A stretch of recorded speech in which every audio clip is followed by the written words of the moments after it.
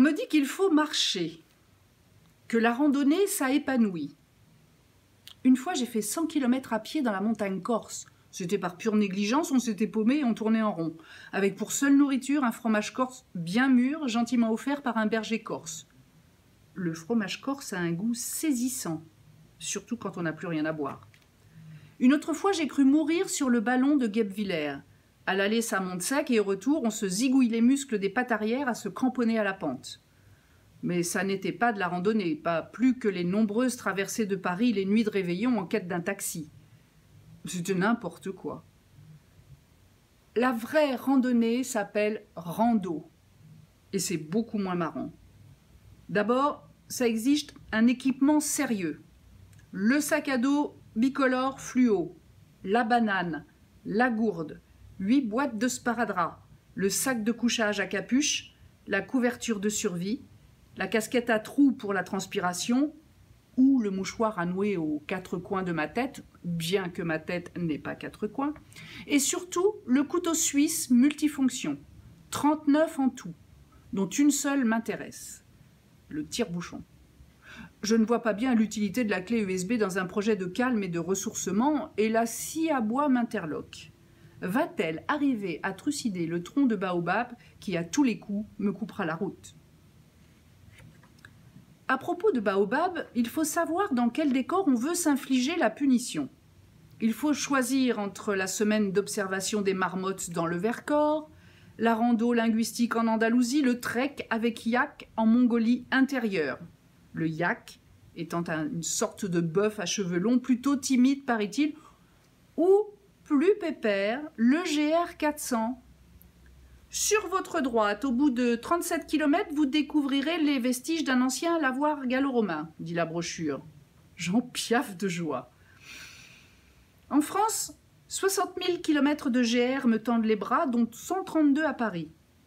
Grâce aux balises collées au réverbère, je peux explorer le parc Monceau et le bois de Boulogne. Sinon, je ne pourrais pas, je suis trop con. Mais si je veux en baver vraiment, il y a le pèlerinage. Un copain a fait Saint-Jacques-de-Compostelle. Il a aperçu la cathédrale et visité l'hosto. Là, on lui a dit qu'il ne fallait surtout pas crever les grosses ampoules à fleurs qui ornaient ses doigts de pied parce que ça s'infecte, ces choses-là. Et on l'a rapatrié à Paris en avion. N'empêche, la rando active le transit, sauf en groupe. On manque cruellement d'intimité. On se retient et cette rétention débouche sur une constipation dantesque, ainsi que la libido. Mais à quoi peut servir cet afflux de libido dans un refuge où 30 ronfleurs pas lavés viennent enlever leurs chaussettes? Et puis bien sûr, la rando permet de redécouvrir la musique du vent, le gazouillis des oiseaux et le parfum des marguerites. Ça sent rien.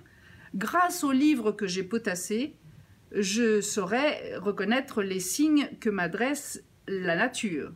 Le pout-pout du vison, le wou-wou de la grenouille taureau. Par exemple, si quelqu'un fait braou à moins de 10 mètres, c'est un ours nouvellement implanté dans la région. Je me réjouis également de saluer un lézard au détour d'un rocher. Bonjour le lézard. Au Népal, les sangsues dégringolent des arbres par paquet de 12. En Alsace, c'est les tiques. Bonjour la tique. Que d'émerveillements à partager, car je ne suis pas seule, loin de là. On estime à 1 million selon la police, ou 2 selon les organisateurs, les Français qui marchent.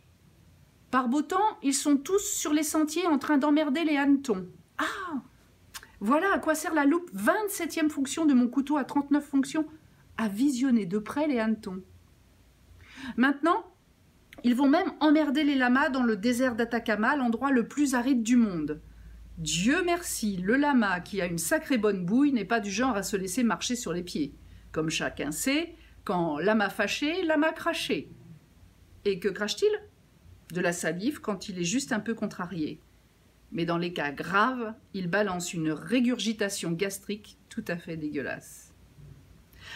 À mon avis, un randonneur est un cas grave. Bon, finalement, je vais aller balader mon chien. J'adore marcher avec un chien.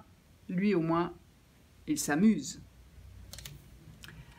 Marie-Ange Guillaume, un petit recueil de textes où elle dit tout ce qui l'agace, tout ce qui l'énerve. Ça s'appelle « Ça m'énerve » et c'est un petit bonheur de lecture.